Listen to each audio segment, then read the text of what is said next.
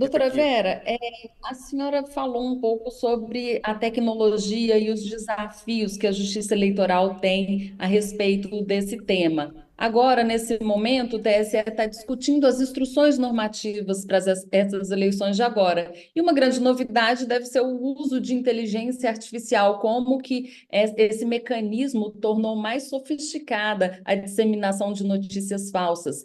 A senhora acha que o TSE tem elementos, tem ferramentas suficientes para combater essa disseminação de notícias falsas por meio de inteligência artificial?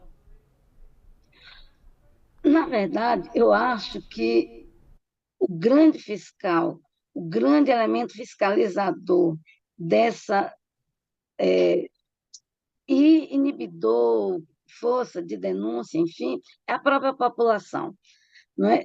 Sabidamente o Estado, os poderes constituídos não têm força, capacidade, não tem hoje e não terá amanhã, né, para plenamente impedir a produção e veiculação de fake news, né? Então, assim, eu realmente não visualizo isso, especialmente para as eleições desse ano, porque o Congresso Nacional, que é naturalmente o locus mais próprio, não é, para a regulamentação das relações sociais, não é, como poder legislativo, então o Congresso Nacional não tem nenhuma regulamentação sobre isso. O poder regulamentador eleitoral do Tribunal Superior Eleitoral, naturalmente, não tem o mesmo alcance de uma lei produzida pelo Congresso Nacional. E também a gente tem, o que é corretíssimo, óbvio, né, constitucional, a questão da anterioridade de uma lei para ter eficácia, para ter vigência no ano de eleição. Então, como a gente não tem esse aparato legislativo, normativo, para dar cabo desse processo, e aí eu quero, especialmente como cidadã, contar com a vigilância muito atenta, muito crítica da sociedade, da população brasileira. Somos nós, população, que devemos inibir, intimidar no sentido do não aceitar a veiculação e a propagação do uso desvirtuado da inteligência artificial, entendeu? Da circulação de fake news. Mas, assim, eu acho que o grande fiscal desse processo é cada um de nós. O que eu ia te perguntar, ministra, é sobre esse momento, né, da nossa democracia com ataques constantes, e não só aqui, a gente vê isso se repetindo em outros locais também, em outros países, né?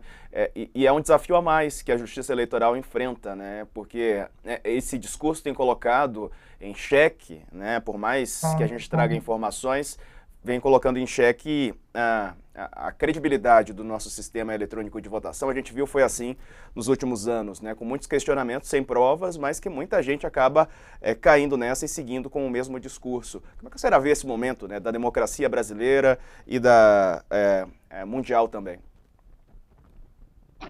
Com muita preocupação, com muita apreensão, Diego. É, eu vivi, né, a transição no final da ditadura militar para essa construção, sempre em construção, não é, democrática.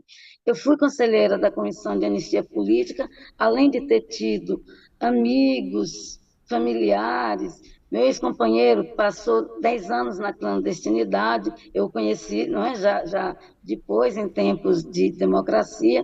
Então, assim, me preocupa e muito, e me assusta não no sentido do me intimidar, do me acuar, mas me assusta demais ver discursos, ouvir discursos que conclamam, não é, a instalação de um regime ditatorial no país, seja uma ditadura militar, civil-militar, pouco importa a adjetivação, ou seja, qualquer regime que suprima as liberdades, que retire as possibilidades da construção de uma democracia inclusiva, mais participativa, uma democracia substantiva real, tudo isso naturalmente me assusta muito. E como você bem colocou, Diego, parece ser uma tendência meio mundial, não é? Quer dizer, países que foram e ou são referências democráticas, estão também vivendo, né, sob essa ameaça de governos profundamente autoritários e abusivos, não é, na relação com a sociedade, com a população. Isso é muito, muito preocupante, sim. Ministra, até para retomar o ponto que já sido levantado pela Carol, só que não na questão da inteligência artificial, mas da questão das plataformas, né? O ministro Alexandre de Moraes vem sendo um dos assuntos que ele mais tem repisado, que é a questão da responsabilidade das plataformas digitais, a tentativa da responsabilização das plataformas, né, que hospedam redes sociais para, principalmente em anos eleitorais, né, para a circulação de informação, de desinformação que leve à deformação do processo eleitoral, né? Só que, infelizmente, no Congresso Nacional, o projeto que trataria dessa questão da regulação das plataformas, ele está parado muito por pressão das próprias plataformas. Como é que a senhora vê esse debate?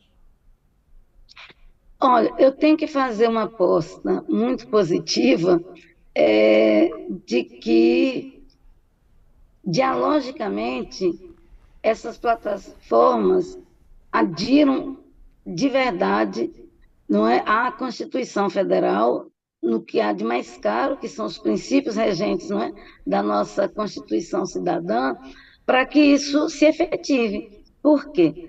Como você bem colocou, se a gente não tem um marco regulatório feito, produzido por quem de direito e dever, que é o Congresso Nacional, nos resta, especialmente para esse momento, né, já, né, quase de boca de urna, né, considerando a voracidade que é a comunicação, não é, virtual, enfim, exatamente que adiram a uma relação dialógica com o Tribunal Superior Eleitoral, a esse chamamento de adesão à Carta Constitucional do Brasil.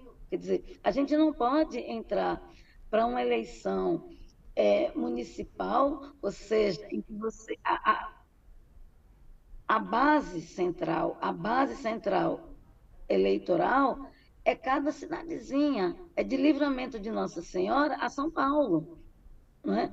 Então, a exclusão de Brasília, né, que a gente não tem eleição municipal aqui, quer dizer, o país inteiro vota. Então, quer dizer, você manejar o controle real, né, do que se veicula em Livramento, e fico sempre falando que a minha cidade, né, é pequenininha, então para não botar como pequena cidade de ninguém. Então, de Livramento a São Paulo, você manejar essa fiscalização, você tem que ter um mínimo de adesão e de responsabilidade dessas plataformas.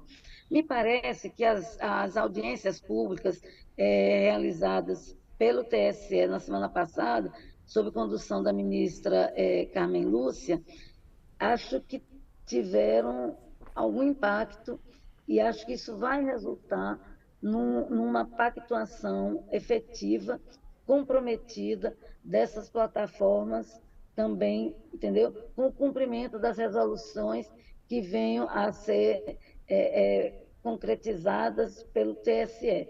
Fora disso, a gente vai viver um território sem lei? Não dá. A gente tem uma Constituição que precisa ser respeitada.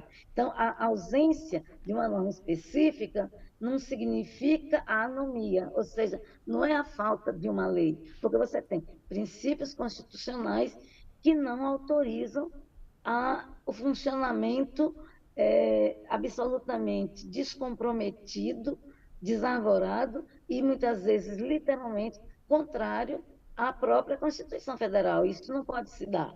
Então, a gente tem mecanismos para coibir tudo isso, ainda que não tenhamos uma lei, né, no estrito senso, para regular o funcionamento dessas tecnologias para as eleições agora de 2024.